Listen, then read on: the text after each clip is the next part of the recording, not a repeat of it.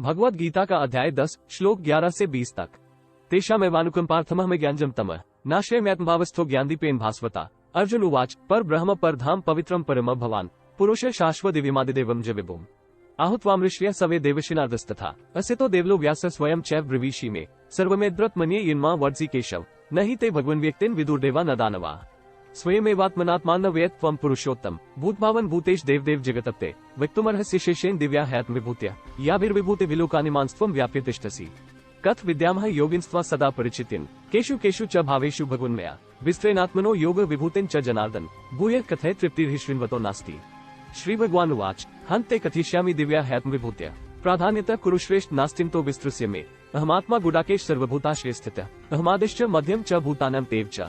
Bhagavad Gita, Chapter 10, verses from 11 to 20. In order to bestow my compassion on them, I, dwelling in their hearts, dispel their darkness born of ignorance by the illuminating lamp of knowledge. Arjuna said, You are the transcendent eternal, the supreme abode and the greatest purifier. All the seers speak of you as the eternal divine Purana, the primal deity, unborn and all-pervading. Likewise speak the celestial sage Narada, the sages Asita and Devla and the great sage Vyasa, and yourself too proclaim this to me. Krishna, I believe as true all that you tell me. Lord, neither demons nor gods are aware of your manifestations.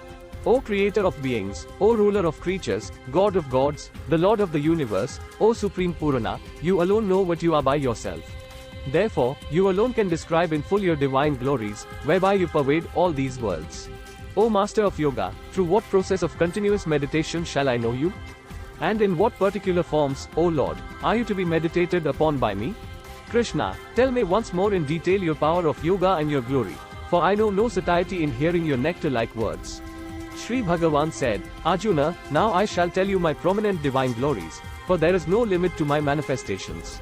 Arjuna, I am the universal self seated in the hearts of all beings, so, I alone am the beginning, the middle and also the end of all beings.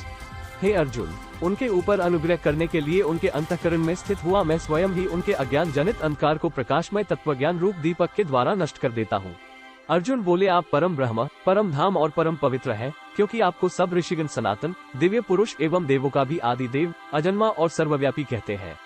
वैसे ही देवर्षि नारद तथा असित और देवल ऋषि तथा महर्षि व्यास भी कहते हैं और आप भी मेरे प्रति कहते हैं।